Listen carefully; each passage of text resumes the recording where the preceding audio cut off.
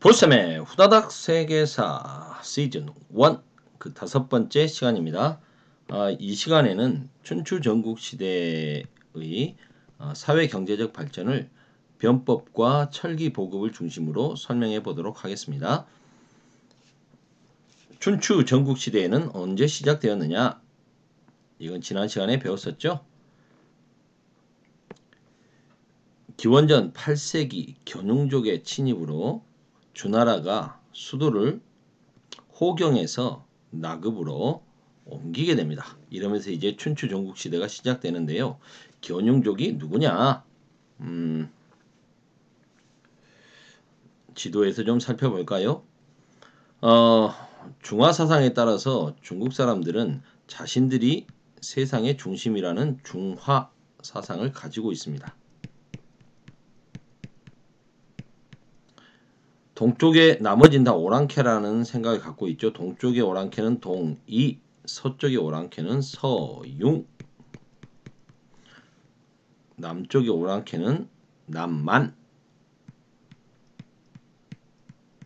북쪽의 오랑캐는 북적이라고 부르죠. 자신들을 빼고 나머지는 다 오랑캐라는 의미. 이때 이렇게 서쪽에 있는 오랑캐를 서융이라고 불렸는데 얘들이 바로 견용족입니다. 그들의 공격을 받아서 수도를 이제 뭐 다시 봐도 되겠네요. 지우개를 좀 지우고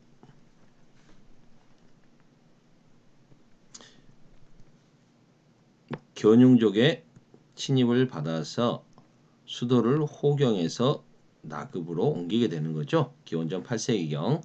이때부터 이제 춘추 시대가 시작됩니다. 춘추 시대에는 춘추 전국 시대에는 이제 철기가 보급되면서 사회 변화가 급격히 이루어집니다. 철제 농기구를 사용하게 되고요. 소를 이용해서 밭을 가게 되죠. 우경이 보급되면서 농업 생산력이 높아집니다. 생산력이 높아지고 각 나라가 이제 부국강병을 추구하다 보니까 수공업과 상업이 발달할 수밖에 없겠죠. 도시가 성장하게 되고 화폐, 도전이나 포전과 같은 화폐 등이 만들어져 유통됩니다. 철제 무기 사용이 더 많아지면서 전쟁 규모는 확대되고 전쟁 양상도 귀족들 중심의 그런 전차전 기병에서 이제 그런 전차전에서 기병과 보병 중심으로 바뀌게 되죠. 그러면서 전쟁 규모도 굉장히 커지게 됩니다. 각 나라는 이제 변법을 추진하게 되는데요. 변법이라는 것은 쉽게 말하면 법을 바꾼다는 거지 않습니까? 개혁 정치를 이야기하는 거죠. 개혁 입법, 법을 바꾸게 됩니다. 다양한 개혁을 추구하는 이유는 부국강병을 위해서. 그래서 이제 각 나라마다 인재를 초빙하고 군현 체제를 기반으로 한 강력한 중앙 집권적인 체제 정비를 하게 되는 거죠.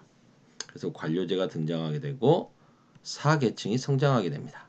신분보다는 능력을 중요시 여기게 되는 거죠. 그 중에서 대표적인 게 진나라에서 실시했던 상앙의 변법, 상앙이라고 하는 사람이 추진했던 변법이 가장 대표적인 겁니다. 상앙은 군현제를 실시하고 호적제도와 조세제도를 확립하여 재정을 확충하고 귀족들의 특권을 제한함으로써 진나라를 강력한 나라로 만들었죠. 지도를 볼까요? 그렇게 해서 그리에서 변방의 국가였던 진나라가 결국 나중에 중국을 통일하게 되는 겁니다. 다시 보겠습니다. 이때 이제 각 나라의 제후국들, 제후국이라고 하는 이유를 아시겠죠? 아직까지는 주나라 왕실이 지켜지고 있기 때문에 춘추 전국 시대 중에서 춘추 시대에는 주나라 왕실을 지키겠다는 존왕양이 왕을 지키고 왕실을 지키고 오랑캐를 몰아낸다라는 걸 주장하면서 5개의 센 나라들이 왕실을 지킨다는 명분으로 세력을 키웠지 않습니까? 이게 춘추시대잖아요. 나중에 이제 전국시대가 되면 이제 봉건 질서는 완전히 무너졌고 주나라 왕실은 그 나급 로양 근처의 작은 소국으로 전락해 버렸고요. 그리고 이때는 이제 서로 부국강병을 추진하면서 전국 통일을 목표로 하죠. 이때는 센 나라가 7개가 있어서 전국 칠웅이라고 합니다. 이렇게 각 나라들이 부국강병을 위해서 개인의 국적과 신분에 상관없이 유능한 인재와 관료를 등용하죠. 이러다 보니까 이제 여러 가들이 등장하게 되는데요. 그게 이제 스승을 일컫는 자, 이게 이제 선생님, 스승이란 뜻이지 않습니까? 그래서 이런 자를 일컫는 사람들이 모두 백가가 있었다 해서 제자, 백가. 대표적인 것들은 이제 공자를 중심으로 한 유가, 공맹사상, 인과 예를 중심으로 한 도덕 정치를 강조했고 효도와 우애, 가족윤리를 강조했던 유가가 있고요. 그런가 하면 도가, 노자와 장자로 대표되죠. 인위적인 제도 이런 것들을 배제하고 무의자연, 아무것도 하지 말아라, 자연 그대로가 제일 좋은 것이다 이런 걸 주장했고요. 묵가, 묵자의 묵가는 차별 없는 사랑, 겸해, 평화주의를 강조했죠. 신분보다는 개인의 능력을 강요했고요. 그 다음에 한비자 같은 경우에는 법가 사상, 강력한 법으로 다스려야 된다 이거 아니겠습니까?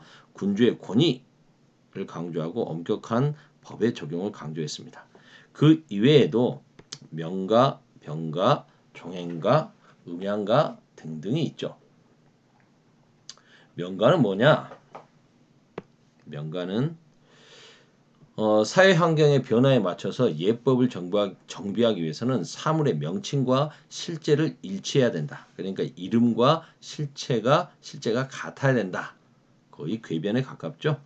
병가라고 하는 것은 여러분들 많이 들어보셨죠? 손자병법 또는 그 오자병법. 이게 다 이 오자와 손자와 오자 이런 사람들이 대표적인 거죠. 국가를 유지하는 데 중요한 건 군사력이다. 그래서 병법과 전략을 중심으로 나라를 강화시켜야 된다는 게 병가. 종행가는 종횡무진하는 거 아니겠습니까? 외교적 책략, 외교활동 이런 것들이 중요하다. 국제관계 이런 것들을 많이 하는 게 종행가. 음양가는 음양의 이치를 맞춰야 된다는 거겠죠. 천문, 역수, 풍수지리 등을 연구해서 길흉, 화복을 예언하는 학파. 이게 이제 뭐 풍수지리 같은 것들을 본다. 음양의 이치 이런 것들을 본다는 겁니다. 시간이 뭐 8분밖에 안 됐네요. 지도는 한번 더 확인하고 갈까요? 그러면 그래서 춘추 시대에는 이 정도의 세력 범위를 가지고 5개의 센 나라, 진나라, 제나라, 초나라, 오나라, 월나라 이들이 주나라 왕실을 지킨다면서 설쳐됐다. 5개의 패권 국가였다면 전국시대에는 세력 범위가 커지죠. 전국 7웅 7개의 센 나라들 연나라, 조나라, 위나라, 한나라, 진나라, 초나라, 제나라 이런 나라들이 이제 자웅을 겨뤘다는 겁니다. 결국 통일은 누가 합니까? 상황의 변법을 통해서 강력한 법가 사상으로 무장하고 세력을 키운 진나라가 통일을 하게 되는 거죠. 진나라의 강력한 진나라에 맞서서 합종 연행, 그 음양가, 종행가를 이렇게 받아들여서 합종 연행책을 통해서 여러 나라들이 맞섰으나 결국 진시황이 중국을 통일하게 되는 겁니다. 이때 전국 7웅 중에 하나였던 이 연나라와 맞설 만큼 강력했던 나라가 고조선이었지 않습니까? 우리 한국사 시간에 그런 내용 좀 배웠었죠?